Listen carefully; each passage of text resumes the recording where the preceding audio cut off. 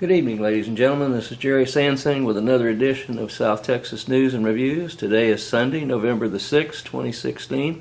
There are the air times at the bottom. You can also email me at gsansing@gmail.com. I get a lot of good comments and some criticisms. I'm used to both. But anyway, and we're also available on YouTube. Just go into YouTube and type in Gerald, Gerald, Sansing, Sansing, and up come the shows, present and past. And also have a different show, or another one, what's going on in Corpus Christi. That's the Taxpayers Association information. Anyway, hope you'll join us and pay attention, see what's going on, and hope you went and voted. This is going to air after November the 8th. So anyway, we'll discuss a few items and see how things come out. I'll be right back with you. Thank you. Okay, ladies and gentlemen, lights are on, camera's rolling. I'm going to go take my seat by those beautiful roses. Like I say, those are dedicated to Lynn, my deceased wife, and to April 23, a very good friend of mine. Okay, that's the single rose.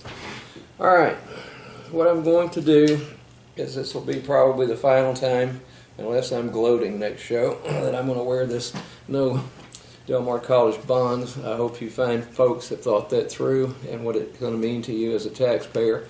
And in the long run, about $500 million, probably minimum, to have a campus that cannot be justified under any circumstances. I mean, I'm not a novice at mathematics and figuring things out, folks, but honestly, this administration at Del Mar College and that board and so forth, the local taxpayers, are something else.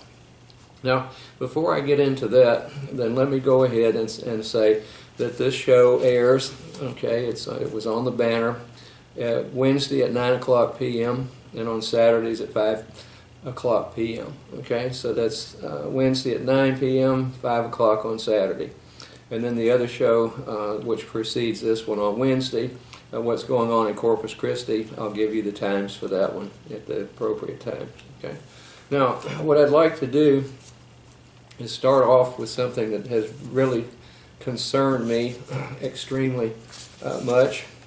And on the 26th of October, there was an article in the Caller Times that says, "Report, Refinery Row air quality at risk to kids." Now, that's no big surprise to me, folks, because let me give you my background in toxicology and biochemistry and so forth and so on. I've done a lot of it. I've worked with some of the best toxicologists in the country on microbial products mostly, bacterial and fungal toxins in food and feed sources predominantly, and what the effect is of those also on allergies and so forth and so on. So I do know a little bit about air quality and allergic reactions and so forth, being a biochemist.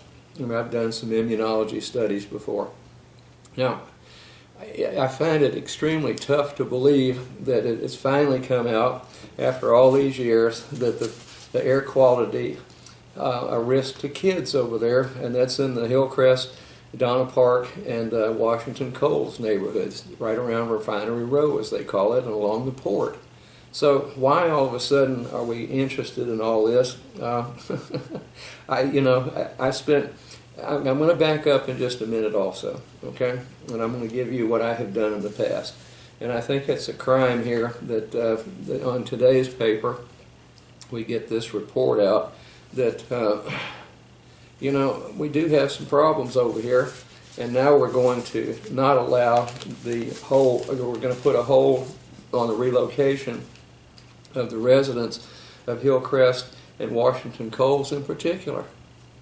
Now, the Department of Transportation, along with this Harbor Bridge project, indicated a couple of years ago that there would be some funds to relocate those people out from under that bridge that's being proposed, okay? Now, those poor people over there have been pounded and pounded and pounded for years with very little sympathy and no help, essentially, from the local residents of Corpus Christi, Texas, okay? Now, I think it's a crime to treat the people over there in Hillcrest, Washington Coles, and Donna Park included, okay, as if they don't count, okay? as fellow neighbors and fellow human beings. I mean, it's incredible that this population here in Corpus Christi has just ignored their plight all this time. Now, years ago, it's been, oh Lord, 7 or 8 years maybe more than that, I was asked by a group of individuals if I would chair what is called the Clean Economy Coalition. Okay? Now, the purpose of that was to do something about the air quality and the effects of the Port of Finery Row, air quality at risk to kids, dogs, adults, and everybody else over there. And it was a big risk. And in the face of Chase Energy wanting to come in with what was called the Las Brisas Energy Center, about a $3 billion project, 2 to 3. To burn petroleum coke, which is one of the foulest substances in the world to be using for generation of electricity. Then, with my background, the people had enough faith in me, I guess, to ask me if I would chair that organization. And we spent a lot of years, folks, along with the Sierra Club, Environmental Defense Fund, and some other state and nationwide projects and clubs and organizations, and we finally convinced the state of Texas that was not a good idea to have that plant here. You're going to kill 80 infants a year, it was proposed, and so forth and so on. And then asthma, allergy, and so forth, respiratory problems would have been plaguing this city big time. The cardiologist said, no, we don't want people with plugged up lungs, with cardiac patients. Okay, they have enough problem breathing and getting, the oxygen pumped around the body with a weak heart, and the whole thing was a mess. So what happened was it did not get done. So I've been involved with this for almost a decade, and it just makes it just makes me sick. That time and time and time, the movers and shakers in this town don't give a tinker's damn about the health and welfare of those citizens that live over there in those neighborhoods. And they're not the most wealthy people in the world, folks. Some of them grew up, were born and raised in there, so they've got a special, attachment to their houses when they were born and grew up over there and so forth and so on. And I think it's just a crime to have all that stuff going on, okay? Now, then, with this bridge going in, that's going to pose more problems. And, the poor people have had enough, I think. I know a lot of them over there, folks. They're fine folks. And all they want to do is have a fair shake from their political entities around here and their neighbors and the citizens of Corpus Christi, Texas. And I'm not going to turn my back on them. Now, when that relocation agreement was signed, then I thought that they had a fighting chance to go ahead and get a good value for their homes over there. A lot of their homes are going to have to be torn down, so they need to get a decent price for it, whatever it's worth, and have the port buy it out, and then they're going to turn that into industrial land, and God knows what all as the port expands. Now, my frustration with this is just indescribable. I can't think of anything more despicable than the Texas Department of Transportation has placed Harbor Bridge project relocations on hold, according to a letter Friday from Austin-based Texas Rio Grande Legal Aid. Now, those are the attorneys and so forth that filed a civil rights charge and said that we do need to have this document signed and that you will help us with relocation. And I think the port had put up something like $20 million to help buy out those properties. Now, I have been told on several occasions by different people that, and that's the reason I've got the roses, folks. I guess it's this rough exterior and this look. I don't know, but I make people uncomfortable and fearful. Now, I don't know. I don't do that on purpose. That's not my purpose. I like to get along with everyone and see if we can't work problems out. And that's another thing that saddens me is Del Mar College, the city, and the state and people will not sit down behind closed doors and nobody leaves a room until problems are solved. Now, I don't know how that makes people uncomfortable and fearful, but that's the way I prefer to do things. Talk it out quietly, calmly, and get things done. But no, we've got to, put all these smoke screens up and not tell people the truth, and then go ahead and renege on these promises. I mean, I think it's a real crime that the Texas Department of Transportation has put a hold on this. I mean, that frightens those people, folks. They've been through enough over there, and it is a fact that the air quality is a risk to kids and adults and everybody else over there. And then you've got the heavy metals in the soils after so many years of the refineries over there, and processing heavy metals in smelters and so forth and so on right on those properties. I mean, can't we as a group of citizens around here join together and see if we can't help our fellow people out over there? I mean, it's just, it's mind-boggling to me that this type of thing happens. It really is. And then what they're going to do is there's this notice, public notice. It says the Flatiron Dragados LLC, in conjunction with the Texas Department of Transportation, will hold an open house public meeting to discuss design modifications to the Harbor Bridge project in Nueces County. And it's going to be on Thursday, November 17th, 2016, from 5:30 to 7:30 p.m. at Roy Miller High School cafeteria. And that's number 1 Battle and Buck Boulevard in Corpus Christi, Texas.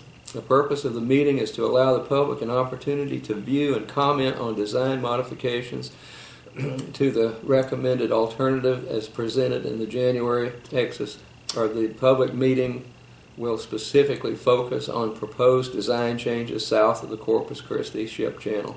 Okay? Now, the proposed project layouts, environmental exhibits, and other proposed project information south of the Corpus Christi ship channel will be available for review at the public meeting. Okay?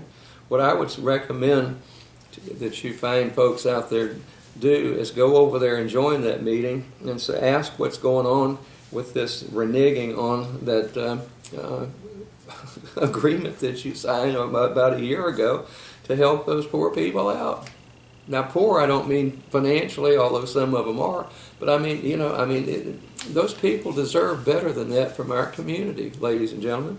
And unfortunately, this community is driven by money, and money only, and real estate, and banking, and so forth and so on. And that's a crime.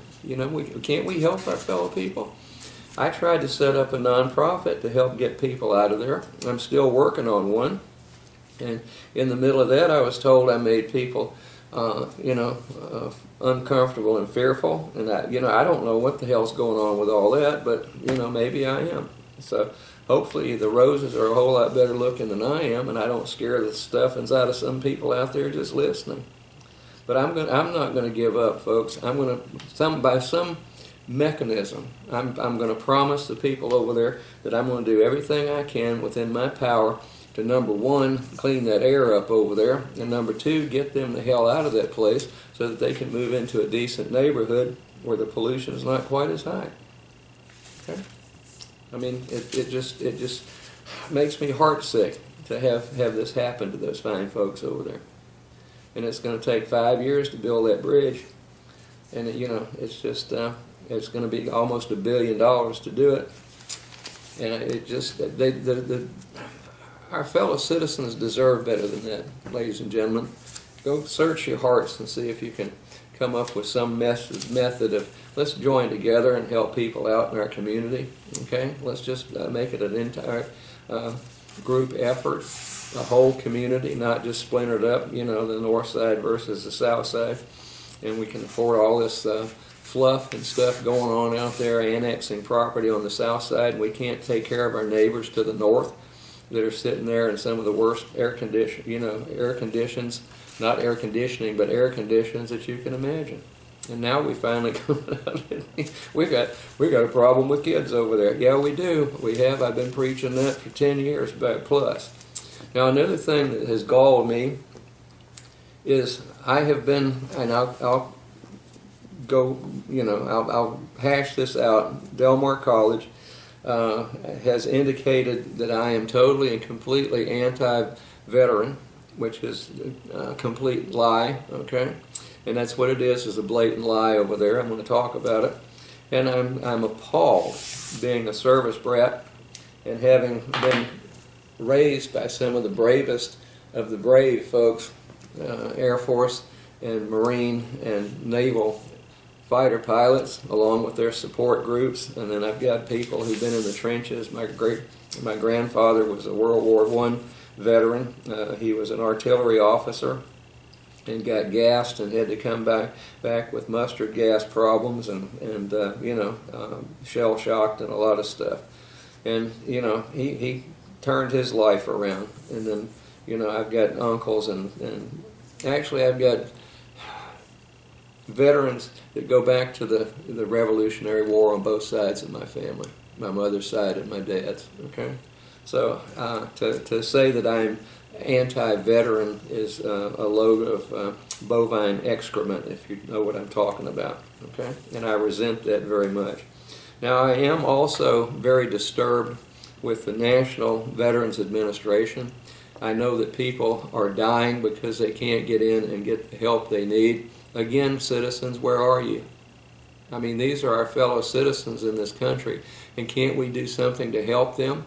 They've put everything out on the line, ladies and gentlemen, to make sure that I have the right to sit here today and say what I feel and say and put it the way I want to without being lined up against a wall and shot or stuck through a gas chamber somewhere. Okay? And I'll get into how humorous anti-Semitic remarks can be at Del Mar College, especially during the holidays when we're having these holiday concerts. I'll rehash that one. That still burns me up. Okay? Now, I was asked the other day by a gentleman who is an advocate for veterans. He's got a group. He travels nationwide with that. He is a Marine veteran, okay, and he's had some problems where he needs the medical attention and so forth. Now he came to me as me being the president of the Corpus Christi Taxpayers Association, and he said this Veterans Administration clinic over here on, I think it's Old Brownsville and SPID, okay? And he said that the workers over there were suffering from respiratory problems, and they figured it was due to mold contamination, and there was visible mold on a lot of the ceiling tiles and on the walls and in different places in that clinic. Now, he did not know what my background was whatsoever as far as being an expert, okay, in toxic molds, toxic bacteria, how to sample buildings for that and so forth and so on. So when this air quality testing that came out, he provided me with a copy of that, and I looked it over, and that's about as weak as I've ever seen anything done in my life. I'm going to be totally honest with you, and the company that does that can go ahead and scream and squawk about that. I do hold a PhD in both microbiology and biochemistry. I study the biochemistry of the molds that produce these severe toxins and allergens and so forth. I've taken courses in the identification of not only mold but bacteria, viruses, and other things. So I consider myself to be at least literate, marginally literate in that area. Okay, I've done a lot of research on the toxicology of the products from toxic molds and bacteria and so forth and so on, and viral components. Okay, now that was prior to Del Mar College, and then I spent a lot of years in the antibiotic production business, and then I had my side research going with Purdue University, the Department of Pathology and Toxicology, with one of the most fantastic toxicologists, Dr. William Carlton, that ever drew the breath of life. and that was predominantly mold products, okay, toxic mold. Now, and see, the antibiotics are an offshoot of that too. You know, when you study microbial biochemistry, folks, it doesn't matter what you're trying to produce. What you try to do is get enough of it to do the research with, whether it be antibiotics, which is my expertise, as well as the microbial toxins. And I learned a lot of toxicology along the way, you know, studying with the best. Now, what happened here is on the 28th of October, here's a guy, Ronaldo Leal, Public Affairs Officer for the VA Texas Valley Coastal Bend, leads a tour on Thursday of a room where mold was found after an air quality complaint.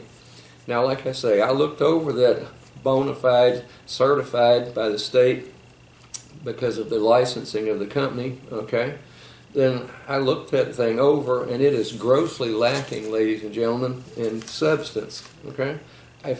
When I was doing mold studies here in Corpus Christi, Texas, some people had tracked me down through my background and my previous employment and so forth and so on, particularly my 2 years on a postdoctoral position at one of the biggest expertise places in toxic molds and bacteria and so forth in the universe. And I was testing a lot of buildings. And then along comes the state of Texas, and they say you're going to have to get 5 licenses and insure your work for $1 million per license and so forth and so on. So I just out of curiosity, I called them up and I said, well, what does this new licensing consist of? What are the qualifications for that? Well, you must have a certificate that you've gone through a mold course, a 2-week mold course. And I said, oh, okay. I said, I think I've been there, done that for a lot of years, okay. I started with that program in 1968 into graduate school with one of the most prestigious of the microbial toxins groups in the country. I wound up after 4 years, I obtained my master's degree and PhD with double majors, biochem and micro, and several publications, good ones, in the toxic mold field and other things. And then I went on a postdoc at Northern Regional Research Lab in Peoria, Illinois, and they were the absolute mecca of antibiotic research and microbial toxins. So then I went into private industry from there, and while I was in private industry, as well as postdoc, I did a lot of research studies, toxicology studies with the Purdue pathologist toxicologist group, and they're no pikers, folks. Bill Carlton was one of the best. Now, here we go. VA officials, clinics air quality not dangerous.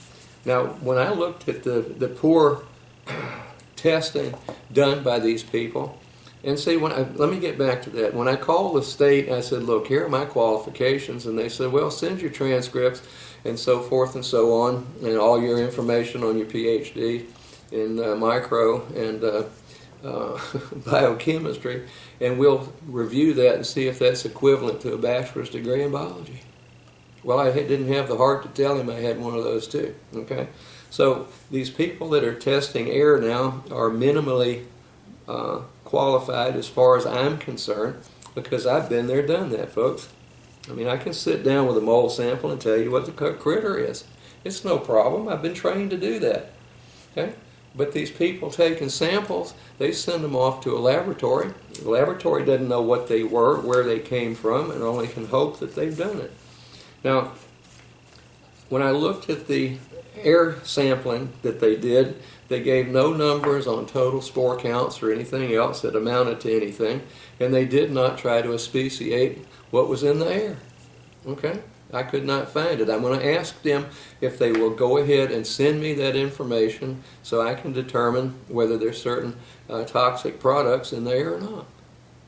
But I'm real disturbed that the VA over there. Now, I've got a couple of veterans in my class as we speak, both of which use that clinic, and they say that it smells bad over there. It smells musty.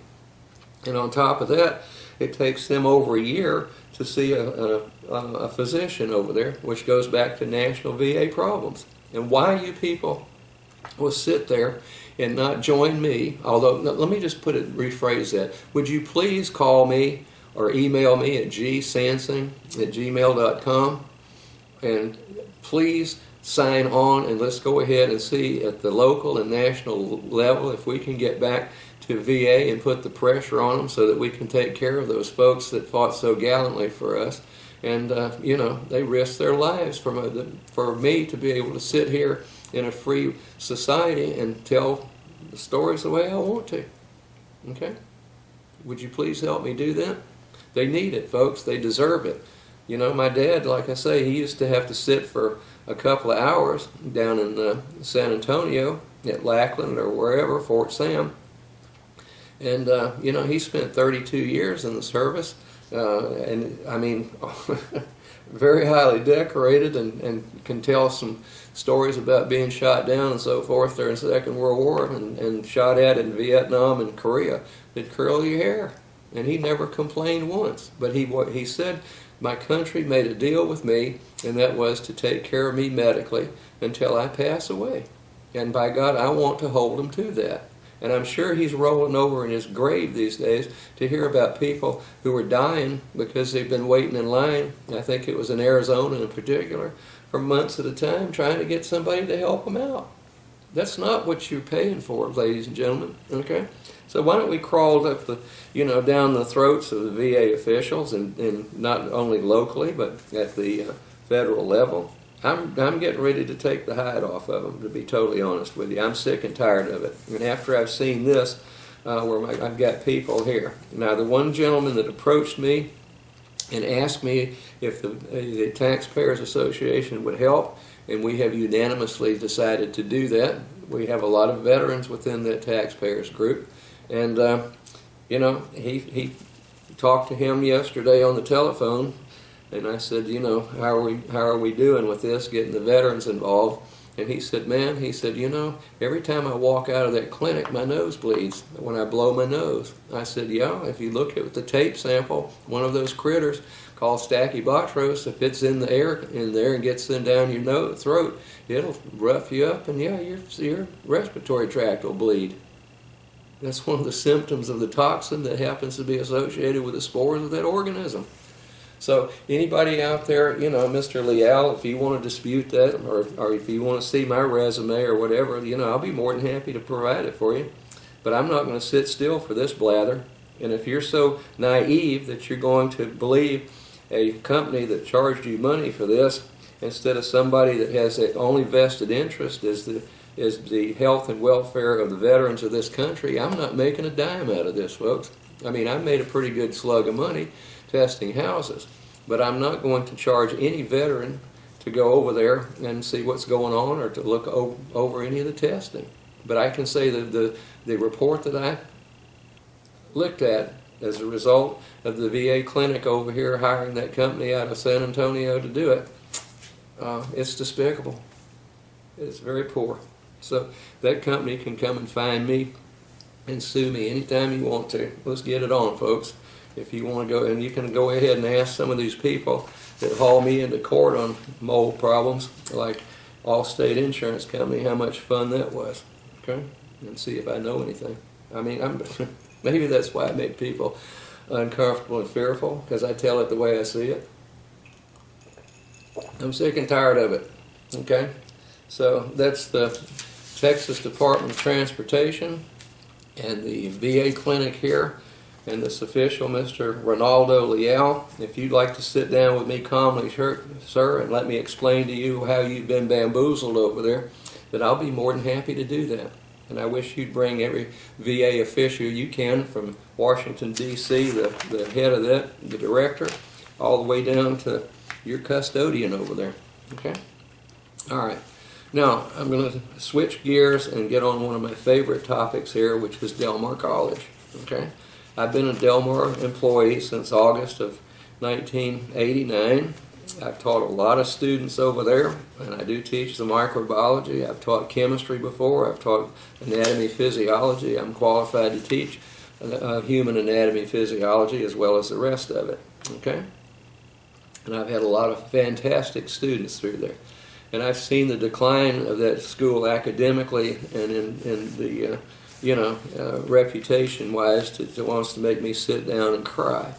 Now, I want to pass on to you that you're paying a president over there about $260,000-$270,000 a year to ignore problems, okay? And you're paying a bunch of people there. This organizational chart for the administration will make your hair curl. We've got administrative bloat big time over there, and I keep preaching to this. Taxpayers, all you need to be doing in your support of Del Mar College is to provide me, or have a person, the president, provide me with what I need to pass on an excellent education to the students that are paying for it and the taxpayers. We don't need all this other fluff, okay?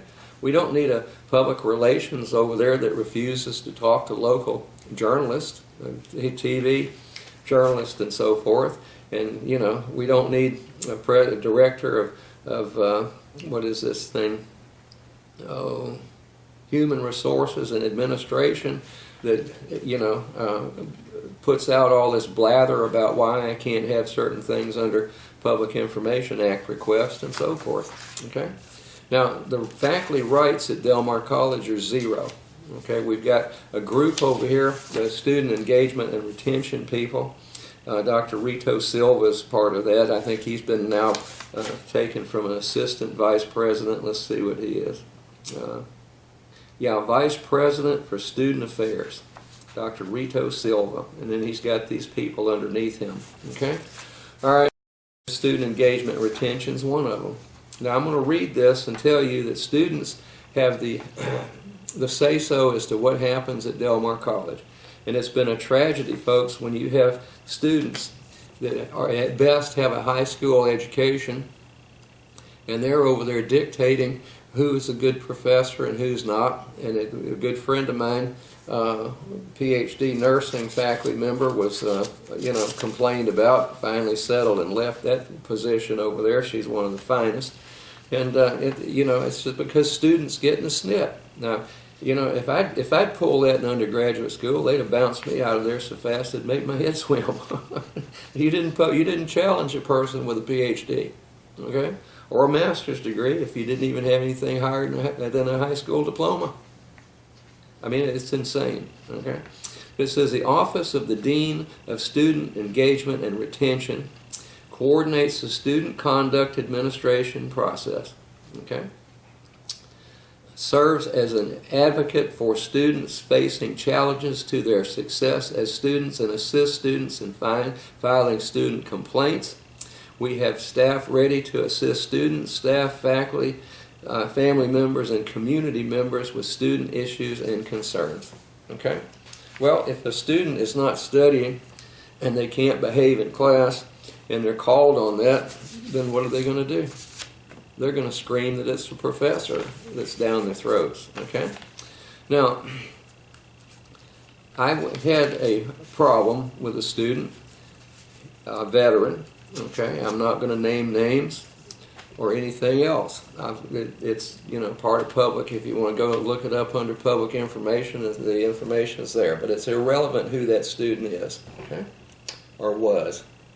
Now, what happened was, I was trying to, in a microbiology lab, this was the pre-allied health version, and they have to be able to handle different substances and so forth without cross-contaminating one another with potential pathogenic organisms. Those are, patho means disease, genic means to produce. So if you have a human pathogenic bacterium, it's one that will cause a disease in that human being. Okay? All right. It produces a disease. Now, in the middle of that, I was trying to explain to the students how to stay out of harm's way when we're transferring microorganisms from one place to the other. That's part of the microbiological knowledge they have to have. Okay? Now, in the midst of that, this veteran, I had called him down in class before, but he'd just start chatting to his buddies in there. And there's a rule I have that there's, that if you start talking in my class, I'm going to throw you out. I'm not going to have you in there disturbing other people and breaking their concentration. They've paid to listen to me, not to some student sit there and just blabber on. Okay? So it was on a Veterans Day last year, and what happened was he started talking to his lab partner in the middle of my discussion of a critical technique, and then I called him out and I said, I'd hate to throw a veteran out of this class on Veterans Day, but that's just the kind of guy I am.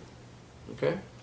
Now, he got all upset, and the next day he was up there jumping around, fuming, cursing, and making a nuisance of himself, and scared the hell out of the secretary up there and another female employee of the department. Okay? They locked the door to the office suite. Okay?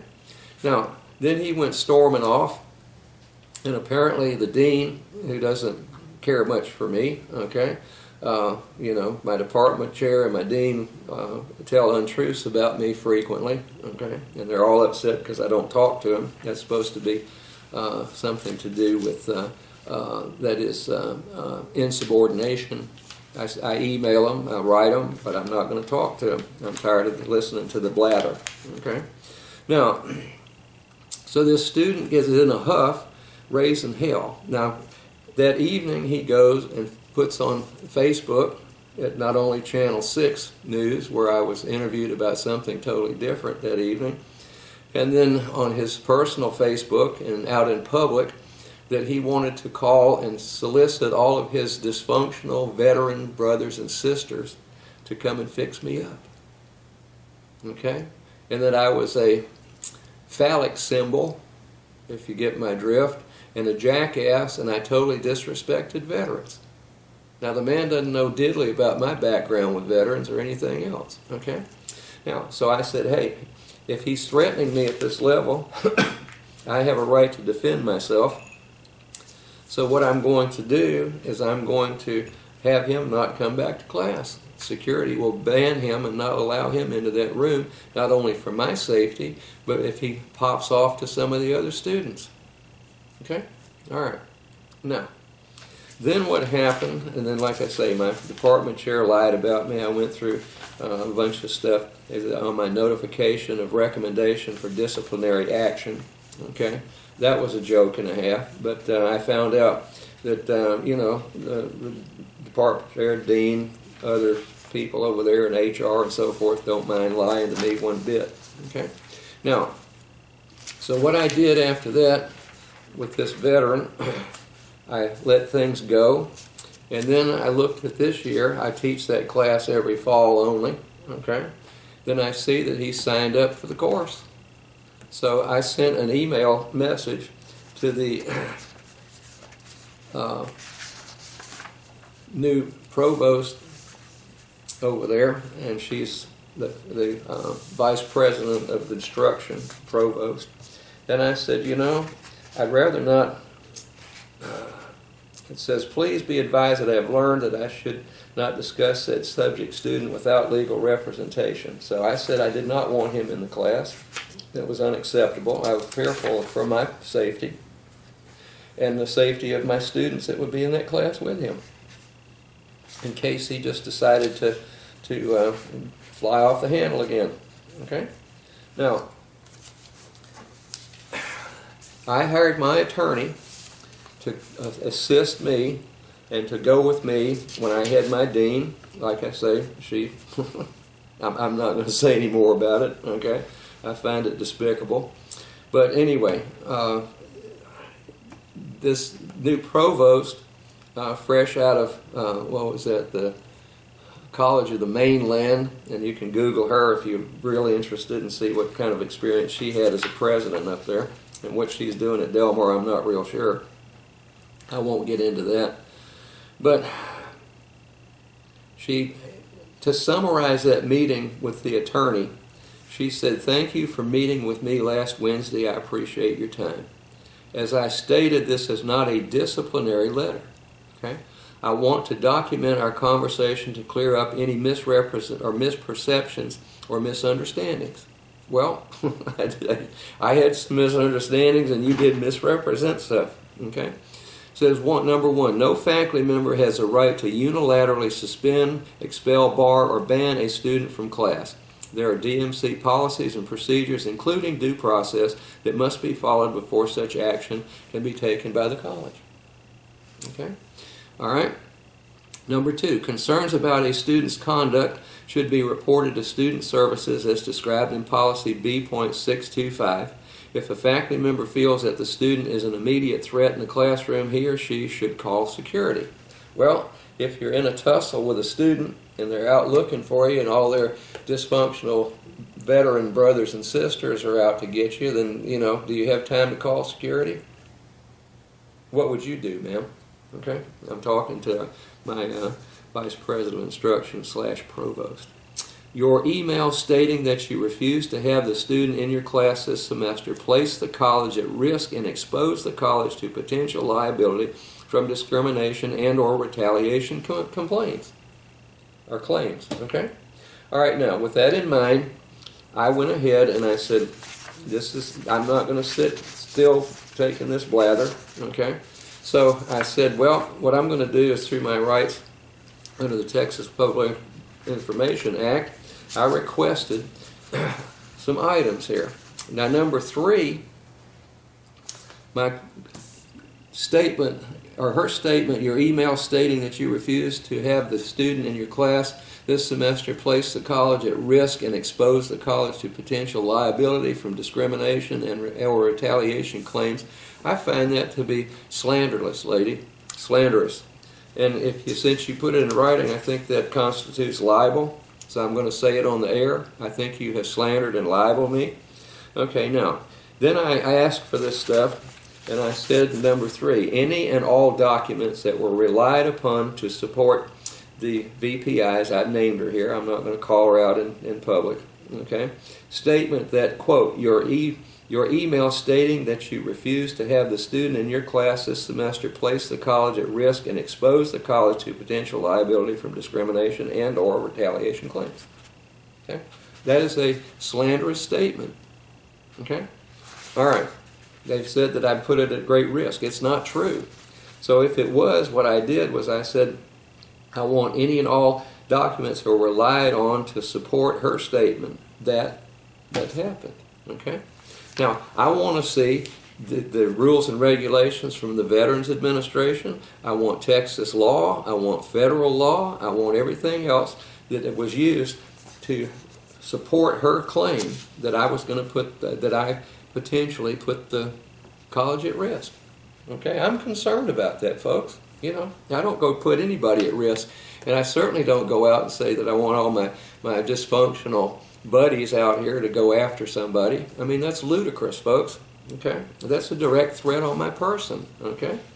If she had a threat like that, I'm sure, she'd be over there with a flak vest on or a bulletproof vest trying to protect herself and have people over there with security standing and waiting in line. Okay? So all I wanted was the documentation that she used. Then what happens is, to spend a lot of your money, they said that the college is seeking an attorney general opinion for this item. On behalf of Del Mar College and under separate cover, you will be receiving a copy of a letter concerning the request for an AG opinion. Well, they hire this $500, $400 to $500 an hour attorneys out of Austin, okay? And it says it's Graves, Daughtry, Heron, and Moody, a professional corporation. And then when we pay our in-house counsel, a fabulous amount of money. I don't know how much it's costing you fine folks out there as taxpayers per minute or per hour for all of this to go on, just to try to cover up why she made a slanderous statement, okay? And then put it in writing. It's called libel, okay? So here's a letter from Mr. William Christen. He's one of the members up there in Graves, Daughtry, Heron, and Moody. And he asked for the Attorney General to look over the information. Now what he's saying is that all the documents, okay, that I asked for, which are public, okay, that should be laws somewhere in the books, okay, is attorney-client privilege. Okay? So this is another smoke screen, folks, and I want you to go ahead and understand that if anybody wants a copy of this, I'll be glad to give it to you, sit down and tell you why Del Mar College spends fortune after fortune when they get their butts in a ringer, okay, and try to wiggle out of it. And of course, since Mr. Christian works for the college, he doesn't give me a break. He doesn't give a damn if it's fair for me or not, okay?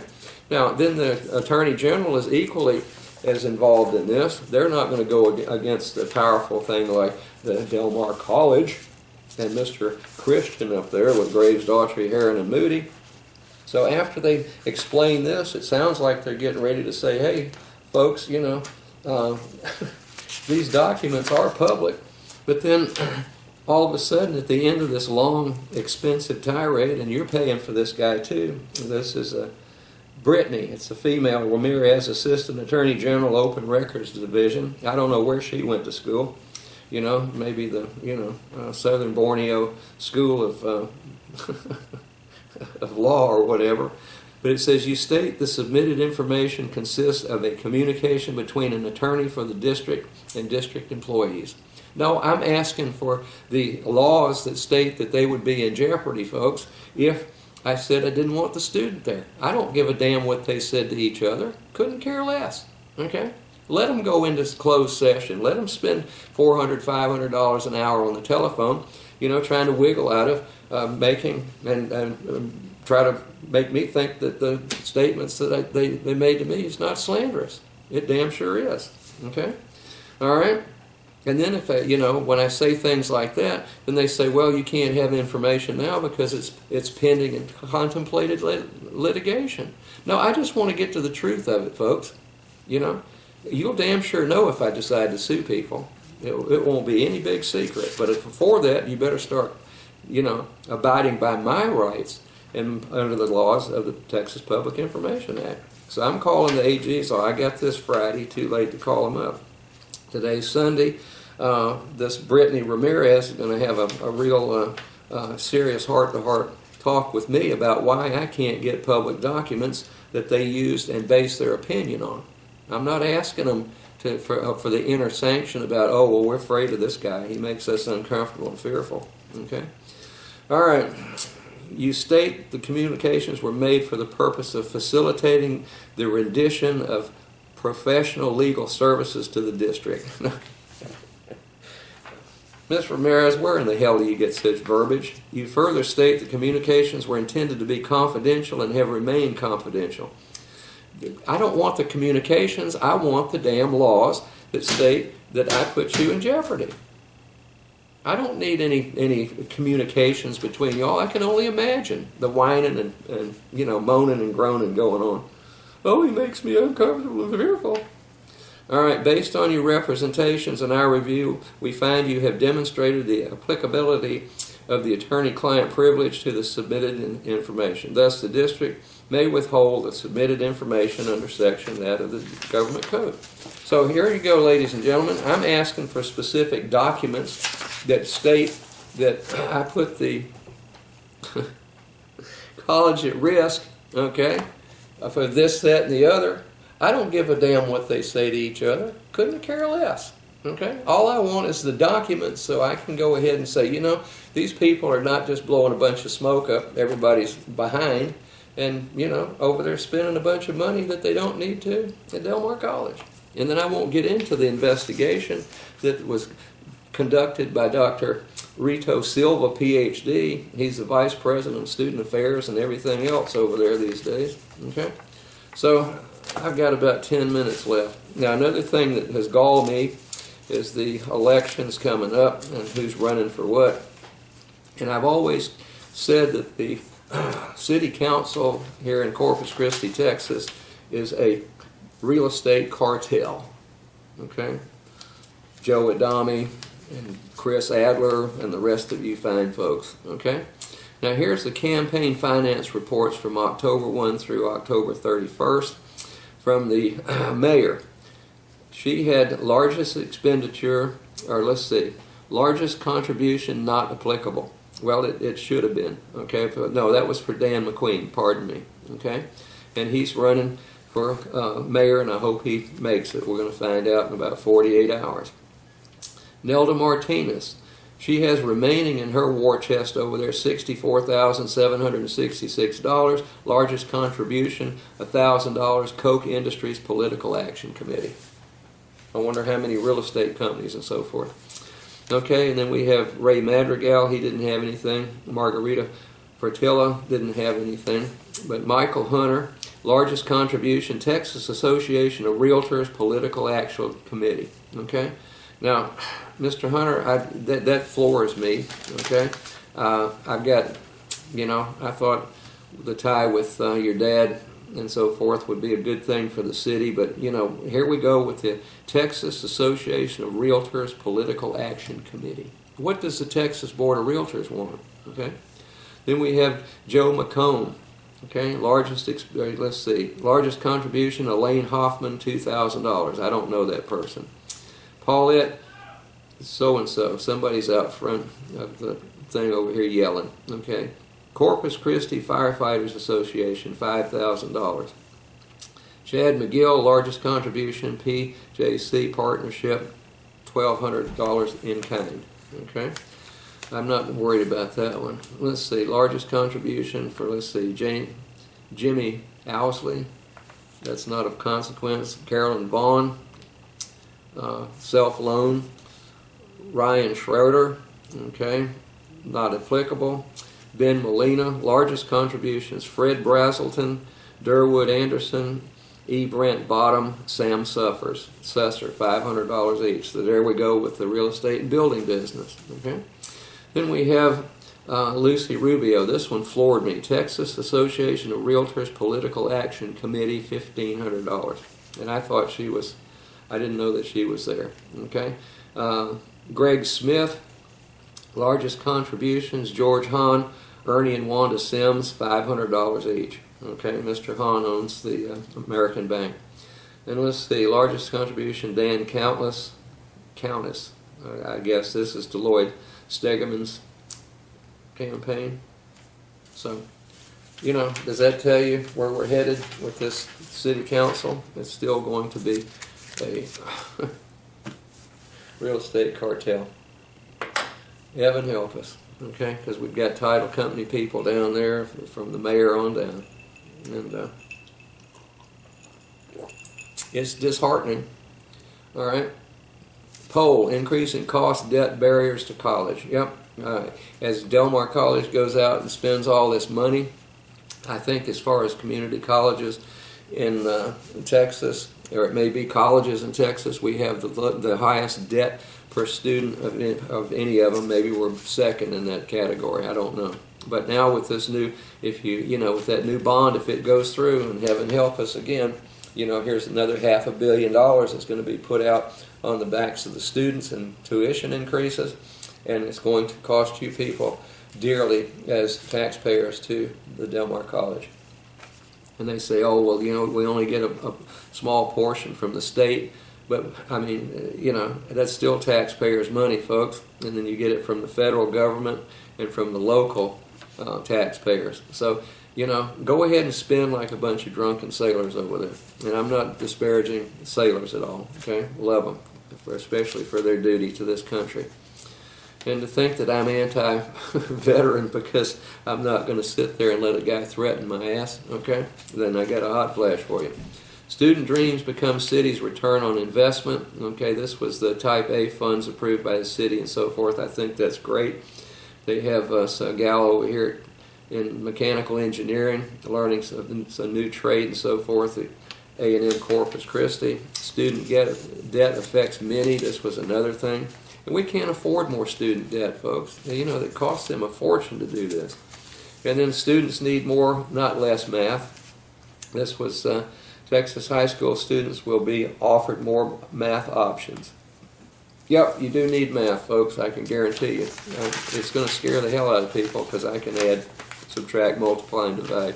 I don't have a problem with that. Then we've got the, let's see how much we have paid here, the city. I'll get back on the cities, but I'm going to discuss at length the palm trees over there at Gulfway Shopping Center and the reluctance of our city attorney to do anything about it and tell us the truth. And I'm sick and tired of the Department of Justice, just like the Veterans Administration and the Americans with Disability Act people up there. And they will not get back to Mr. Gordy and myself about why those trees are still sticking up in the middle of that sidewalk. Okay? So we're going to get to the bottom of that too. And if you look at the city codes, then how can the city be in non-compliance with city codes? Why isn't code enforcement over there, fining the city council members for non-compliance? It says here, and this is the Code of Ordinances, Section 53-264, trees or shrubs obstructing passage, vision on street or sidewalk prohibited. Okay. Now, not only are those trees obstructing passage, but vision. If you pull out of that parking lot into a very, very busy street airline right there between McArdle and SPID, then that obstructs the vision too. You got to pull just about out into the street to see around those damn trees. It shall be unlawful and constitute a nuisance for a person to place, maintain, or cause or permit the placement or maintenance of any plant, tree, or shrub within any part of the public right-of-way or within private property which is adjacent to the public right-of-way, such that said tree or shrub alone or in combination with any other tree, shrub, or post or other thing, interferes with the lighting, overhangs, and Mr. Risley said, bless his heart, that since there are no trees hanging down on the sidewalk from those palm trees, they're not a nuisance. Okay. So here are the city ordinances, and where the hell is code enforcement? They're out picking on some little old lady somewhere around the neighborhood that is just trying to make a living. It shall be the primary duty of every occupant owner on the premises in the city to keep all vegetation and other physical objects on such premises or in the public right-of-way, which this is, abutting such premises, trimmed or positioned in such a vegetation or objects do not visually obstruct the sidewalks or streets in a manner contrary to provisions, and so forth. Okay? It says property owner, duty to trim trees or shrubs overhanging streets or sidewalks, liability for breach of duty. So I don't know what to tell you, folks. It's very disheartening to see, what this city is not doing. Okay, and then we've got the garbage can penalty. That's another big one. If you leave your garbage can on the street overnight, then you're going to get a $10 fine. So we're going to have the garbage can police out. And I guess code enforcement ought to be doing that because they're not taking any good care of the trees and the sidewalk over there at Gulfway Center. So, and there were 2 letters to the editor back in September about that. Mr. Bjork, garbage can penalty, and then more on garbage can penalty from Adam Alaya. Where we, and then we've got on September 20th, of course, the editorial board proposed fine for trash bins is misunderstood. Yeah, the caller times thinks that most of us are absolute morons over here, and we can't read, write, add, subtract, multiply, divide, or anything else. And then we've got the TCEQ issues with the water boil consistently. And then we've got more pipeline, and then I had a whole pile of stuff for the Mr. Mark Scott, who's bailing out on the city and not doing his duty. Anyway, I'm going to go turn the camera off. You probably heard me rant and rave enough. And I'm just trying to tell it like it is. So I'm going to put the banner back up, and we'll have a few words about things in just a few seconds here. Okay, ladies and gentlemen, I'm back for about the last 50 seconds. Please observe the Gmail address there, and please contact me if you care to help me out with not only the veterans clinic out here and cleaning that up so people don't get sick when they're in that building and then leave coughing and blowing their nose with bloody discharges and so forth. Okay, and in addition to that, any help you can give me with the trees and the sidewalk, VA, and a multitude of other problems around here, and especially the people in Hillcrest and Washington Coles. So let me know, please contact me, and we'll get something done. Appreciate your time, and I'm going to shut it down right now, and I'll be right back next week.